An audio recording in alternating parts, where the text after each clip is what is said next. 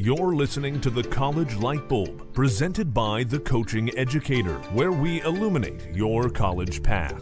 Here's your host, Rebecca M. Carroll. Hello, this is obviously Rebecca, and I am with Jessica Greer. Jessica. And a pregnant Jessica. Yes. You're the first pregnant woman we have on our podcast. Milestone. And it's your first. Yes. Cool. It is. Yep. Cool. So one of the things that we like to do is podcast in order to help students and parents understand that there's different paths. Yes. So we definitely want to talk about what you do because you really do something cool and people really like it. And we want to know where to find you. Yep. So first, let's just talk about what was your educational path? So my educational path, when I was a junior and senior in high school, I actually thought I was going to go for pharmacy. So that's where I was looking, and I was going to stay in state. Looking at the pre-pharmacy programs. Okay. I didn't know if I wanted to be at ISU the whole time, but then I found out that I could do my prereqs at Boise State, and I always loved Boise. Okay. So started with that, and my parents groomed me for college. Like they didn't have the college education, and they knew how important it was. So it was always, get good grades, do well in school, but to be a well-rounded student was very, very important. I was never into the team sports, so what I ended up doing in high school was I rode and competed on horses. So that was an equestrian. Yeah, that was my extracurricular activity. And then So what did you ride? What were you riding? Or Western or No, English, I did English. Okay. And I did 3-day eventing. Oh, my daughter liked that too. Really? It's very interesting. I mean, you kind of show up and all of a sudden it's like a group of people riding a horse go by quickly, but it's like almost an obstacle course, and you have to get through it a certain. Probably the most expensive competing. And grueling. Yeah. People get hurt, but it's very interesting. I can imagine you really liked it. It teaches you a lot too. Yeah. So I had to do all that. I rode my horse every day after high school, still maintained good grades, got my homework done, all that good stuff. And then my mom told me, we were a middle-class family, so you were going to apply for every single little scholarship you could get. Absolutely. And I did, and my first year, I was overfunded. I did take a little bit of loan just for security, because I was trying to find a part-time job during my first year. Mm-hmm. So the nice part is about Boise State, even though they don't give a lot of money, just automatically, is that they let you have outside scholarships. Yes. And they don't take away whatever they promised you. So you probably get the maximum scholarship that they can give. Yep. And then you have all these outside scholarships, which is cool. So what happens is you get cut a check, the extra stuff left over. Yeah. Perfect. Yeah, you get a That's a great refund. way to do it. And it's a great way to do it to take out one small student loan. It's really good for establishing your credit. And also to create a situation where you don't feel so pressured, just in case. Yep. So perfect. Oh, see, now you have given us all kinds of information exactly the way I like, and the fact that your parents were looking at stuff and trying to figure out how to get you the most They fun. knew how important college was going to be for me because they didn't get to go to college. Yeah. And what you were looking at required degrees. Yeah, and they were hoping and praying that I stayed in state for the tuition savings. Yeah. Well, and it depends. So, there was a lot that you went to school how many years ago? Eons. Less than 10. About 8. I graduated in 2004 from high school. There you go. And I started college that fall. Okay. So, but I did have a break. Some things have changed just because the state of Idaho is doing a lot of good stuff with being able to take dual enrollment and things like that. And they actually are paying for it. So when you went to school, you had to pay for yours yourself, which also was, I believe you told me previously that you took advantage of dual enrollment or AP. I think I wound up with maybe one AP credit with an AP history class. Okay. One is better than none. I scored high enough on SATs to jump one of the English classes, which was nice. Excellent. Yep. Excellent. Yeah. Okay. That every little bit So you helps. get to Boise, pre-pharmacy, and did you Yeah. continue with pre-pharmacy?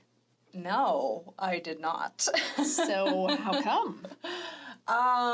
So I think it had to be the following January. ISU was holding a pre-pharmacy meeting for all of the students who were thinking about doing that. Okay. And I learned how insanely competitive the ISU Pharmacy College is because As most are. Yeah. it's the cheapest, at the time, it was the cheapest one in the nation, and they only had a total of 65 seats or 55 seats. 45 went to in-state, and then they saved 10 for out-of-state.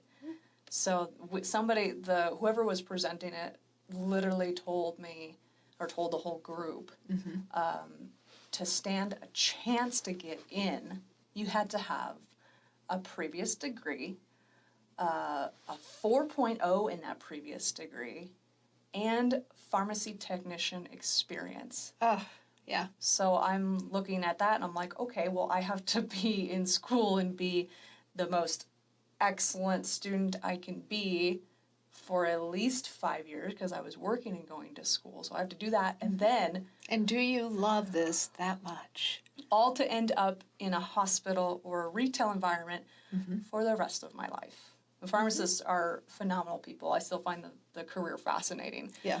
But that was not worth it to me. Not worth, especially going for like a chemistry degree or something like that, and then still having to go through the gambit. Right. I mean, will I even get into pharmacy school at that And point? which means that you may or may not be in the area. You have to go to a different state to go. And Life changes so Yeah. fast. Right. You just don't know. So you pivoted.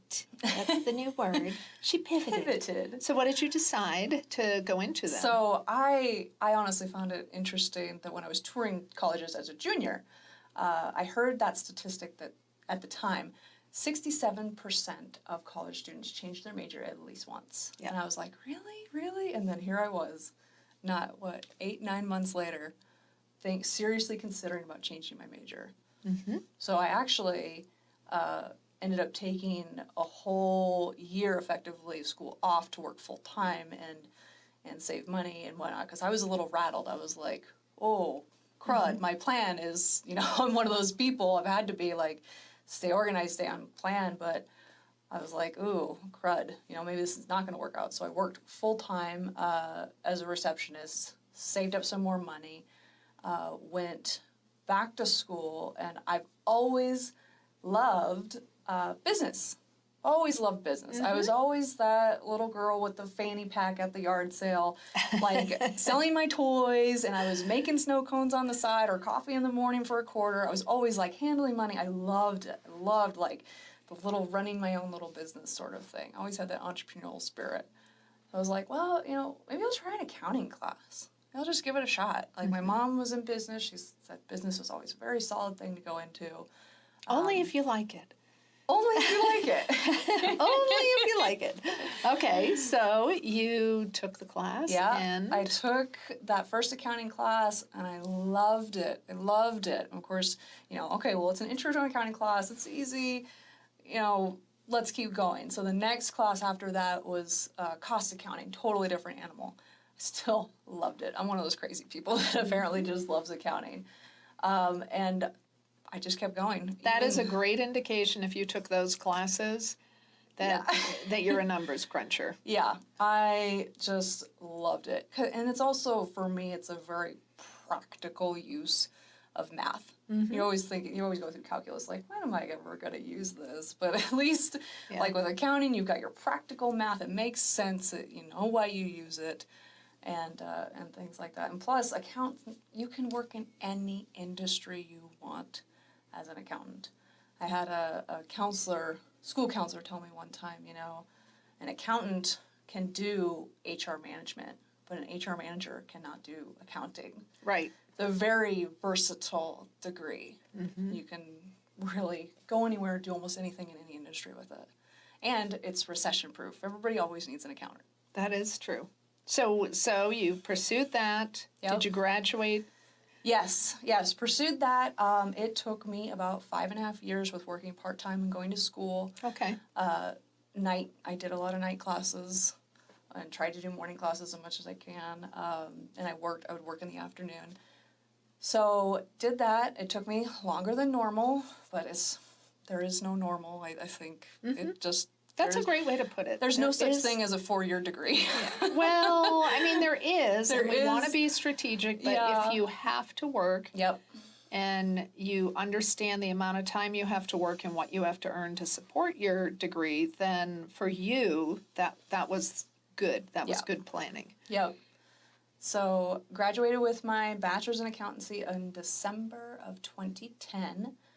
And my ultimate goal was the CPA license. And with the credits of the bachelor's degree, I wasn't quite there. But I didn't want to stay in the undergraduate program and just do the fluff classes to build up the credits. Yeah. To me, knowledge is power. Like, knowledge is one of the best currencies out there. So I was like, I want my master's degree. And you are allowed to take up to 2 graduate level accountancy courses without being enrolled in the program. Good. So I rolled right around, and in January, that's what I did, and I took internship for credit. So I interned at a local tax accounting firm, and then I also took 1 night class. And I think it was some sort of personal income tax accounting class. So it kind of coincided with itself, which was great. And then while doing that, I got into the program, and we had to take the GMAT to get for part of the admissions. Yeah. I am one of those people that did not pass the GMAT. That doesn't surprise me. It's that there are sections that people pass, and I usually encourage people, whether they're going to go on to school or not, because I did it just because I had a very well-respected professor. I just liked her a lot. Yeah. And she said, at the end of my junior year, you should take the GRE, just in case you ever go to school. And I thought, I am never going to go beyond my bachelor's. Yeah. Well, I ended up doing it. But it was perfect because I was right in the midst of it all. So I did quite well on the GRE, which was shocking. But it's probably a section that you didn't. I was 10 points off of that cutoff score. Oh, yeah. It was right there. And see, now Boise State, if you have an undergraduate from them, you don't have to. Oh, really? No. I'm glad they changed that rule. Yeah, that's a shame that they made you go through it. But so you had to retake it. No. You did not. No. I talked to my counselor who brought my case to the board of approval. Excellent. And because she was like, pretty much like, this is ridiculous. Like, it's a standardized test. It has nothing to do with how... I am one of those people, I can't do standardized testing. I just can't. Like, give me a whopper of a problem or something all day long, I'll do it. But the standardized testing, I'm one of those, I just can't do it. I was 10 points away. So she took my case, threw my case up the chain. And of course, the professors came right back, which I'd had classes with most of them. And they're she's capable. You know, does it really measure whether you can learn? Because I graduated with my bachelor's with honors. Yeah. And they're like, if she was a C student, we would be. And what's that saying about your program? If you are above average with honors in their program, of course you're able to. Yeah. Yeah. So. And they said, we would love to have you in the program. So that's how you go through the program, you graduate. Yes. And you work in the field for a bit. Well, yes, I ended up getting my CPA license. I actually jumped into the public tax accounting realm. I accepted a position at Eide Bailly, one of the top firms in Idaho, which was fabulous. So I was working with them full time and still finishing my master's degree. Oh, that's great.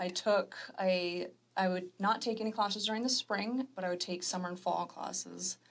Due to tax season, and I ended up taking off effectively a year with the no tax season classes and summer classes, and I passed my CPA exams in 2 months. I took all of them in 2 months, and that's a standardized test, but you passed that. Don't ask me how I did it. And it is tough because there are sections, and don't ask me how I did it. I like the way it's set up though, because you can you take that one, and then you can dive into the next, take the next, so they don't make it all one big test. I do like that. It still is probably the hardest thing that I've It is very hard. Ever had to do. Yeah. I've never studied for something so hard in my life.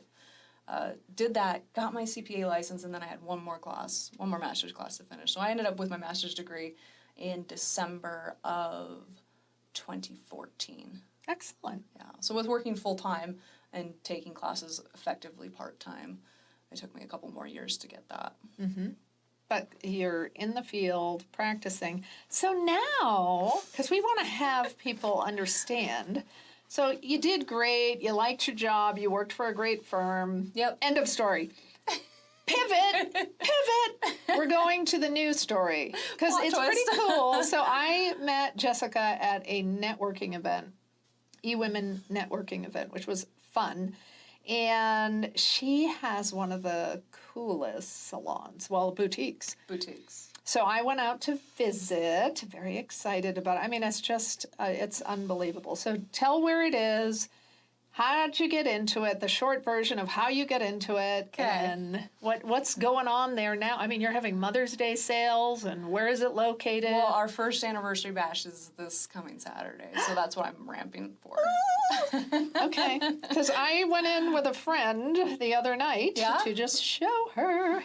So, and it's just gorgeous. So I would encourage people to, if you have a mom, you want to go in her closet and the outfit she wears the most, go check out the tag and what size. Make sure you kind of know where she lands, especially you boys or you men with your little short moms that are tiny. But go in, and Jessica, even if you have a photo of your mom, if you show it to Jessica, she will give you some really great ideas for a dynamite outfit or jewelry. There was all kinds of stuff. But so go ahead. What's the name of your store and where is it located?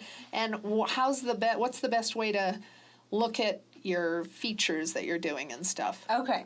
So Elle M, and that's like the fashion magazine Elle, and then the letter M is in Mary. We are at the Village in Meridian, and we are right next to Soma, across from Pro Image Sports, right there in the main outdoor mall area.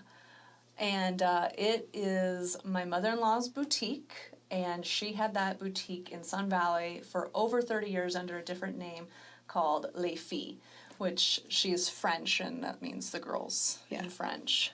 But she wanted, when we moved the boutique over here, she's like, this will eventually be yours. I want to do some rebranding.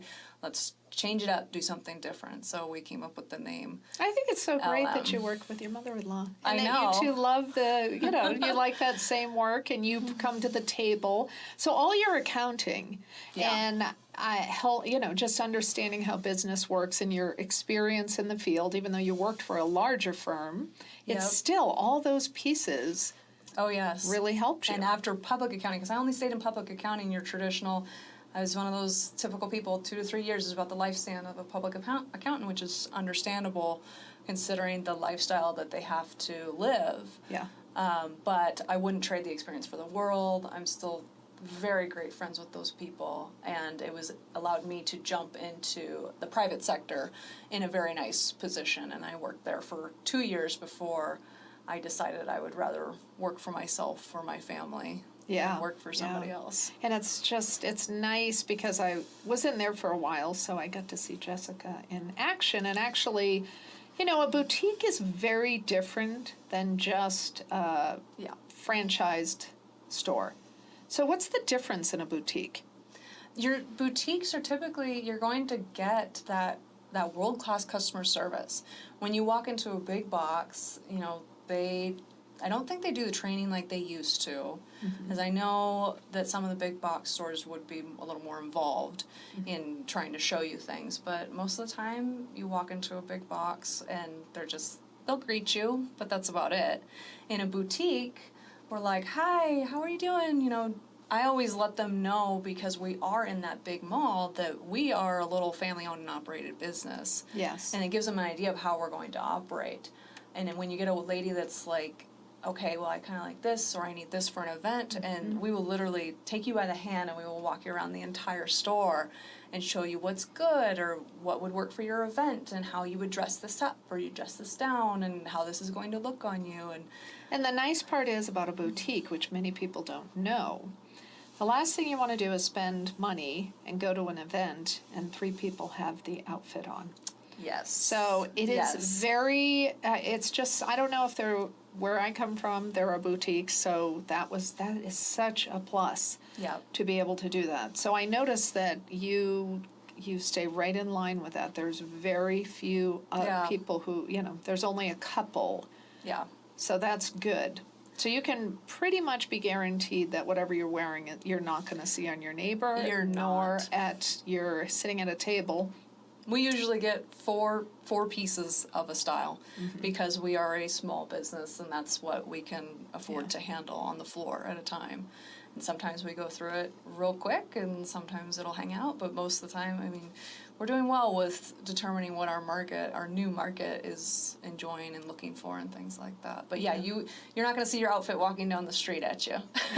Yeah. So you're getting trained from your mother-in-law who's had tons of experience Yep, in the she's been in the buying boutique and selecting. Yep, and- for a very long time, and that's the great thing about her is she knows the industry, but I have that very strong business background.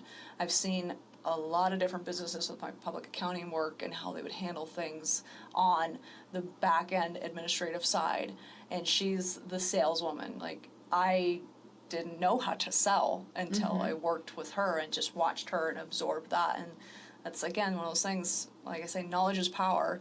Just always be absorbing everything that you can learn anything you want to learn. Yeah. So are you doing anything? Okay, so Saturday is the time you're having this. First anniversary bash, we will be in the new location now for an entire year. That's and it's so great. been fabulous. Okay, so when does the bash start?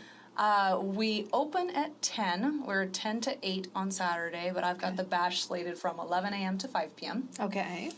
And I'm going to have sales, treats, bubbly, all that good stuff. Good. My first 10 customers who spend $100 or more are going to get a special goodie bag filled with some fun treats and things like that. Excellent. And yeah, I mean, new inventory on the floor almost every day. So where are you posting I know that I saw you put our stuff when I came in to visit. Can you find you on Instagram? Yep, Where? Instagram, we are at Elle M, E-L-L-E, the letter M as in Mary, .Meridian. Okay. And that's Instagram and Facebook are tagged with both of that. Excellent. So that's probably the fastest, easiest way. The website is ellemmeridian.com. Okay. Should be hopefully live before the weekend, I'm really hoping. And that'll be great to have that up and running. Mm-hmm. And I did do an advertisement in Meridian magazine. Okay. They've got an ad, I think we're on like the second page when you open that up. Oh, good. Yeah, a beautiful photo of a gal in a hot pink top with checkered pants. That's one of our high-end lines out of Canada. And I will have more of that outfit on the floor. Oh, I've had to reorder. Yeah. It's a great outfit. Yeah, and I do my email marketing for my customers who have been in the store and want to provide their email. I sent them out an email. Good. And and then word of mouth, I've got ladies who are word of mouth, and then everybody who comes in the shop, I've got a little flyer on the desk, because you can't beat that old school flyer, just handing somebody something to take with them. So true. So if someone ran into you or said, how do you get into this business? So what would you recommend? Because you actually don't have to have a degree to own a business. No. And I always say undergraduate business degrees are a dime a dozen. And unless you have some really great skills or that you've had some opportunity to work for a business, you oftentimes, like you said, without your mother-in-law's training, okay, you could have bought that business. Yeah. But when I saw you know how to work operate, it? I just, you may know the numbers crunching, Yep. but if you can't sell. Yeah. So what would you suggest that someone do if they were interested? What educational path should they consider if they want to look into owning a business that is a retail business? Is that a franchise? No. So it's her store. So it is a boutique that you named that. So that's the new branding. Yep. That's awesome. Yeah. Okay, so if someone wanted to start a small business or a smaller boutique, what would be your suggestion? As far as educational background, I definitely agree. You can't go wrong with the business degrees. I know they're a dime a dozen, but maybe differentiate yourself a little bit. Go for the bachelor's in accounting or go for the bachelor's in economics. something like that, not just your generic business, because I don't feel like you have enough specialty that way. And you can't beat the real world experience with jumping in. I mean, you don't have to stay there forever. Right. But because you just have your fundamentals. That's all your undergrad degree is. You're true. certified in fundamentals. Go learn from these affluent business people that are in our community right now. Whether you do internships or something, go learn and see how a business runs, especially if you can get in with a bigger business. And just soak up that knowledge. And I think it's good to actually go and, work for Buckle, work for Target. That's what I was going to say as well. Do these, if you see what it's like and see how different stores are run. I know we had a TJ Maxx that was near, there were actually 2 locations, one on the other side in a little town and the other was a bigger town.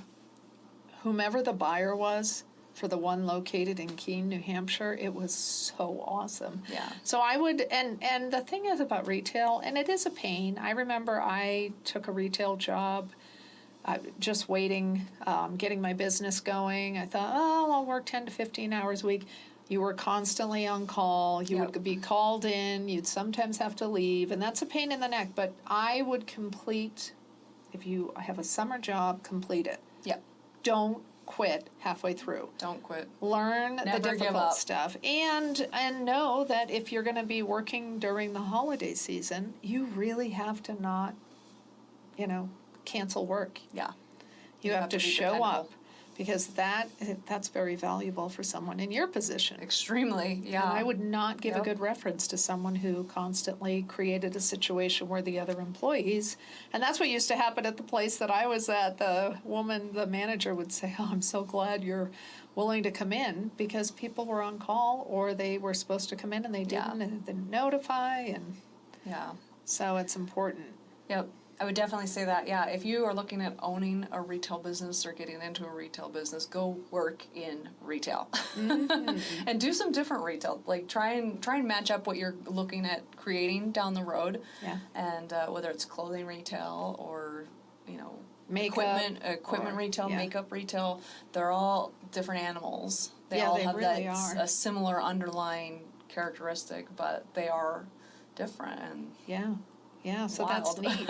Okay, so again, tell us where we can find you, and we will put it in the script for our podcast, and we'll put it in the script for when we put this up on YouTube. So one more shout out for where to find you. Elle M is located in the Village at Meridian, and you can reach us on Instagram and Facebook with @LM.Meridian. Phone number 208-813-6224, or you can just pop in anytime. We've got Monday through Saturday, 10 a.m. to 8 p.m., and Sundays 11 to 5.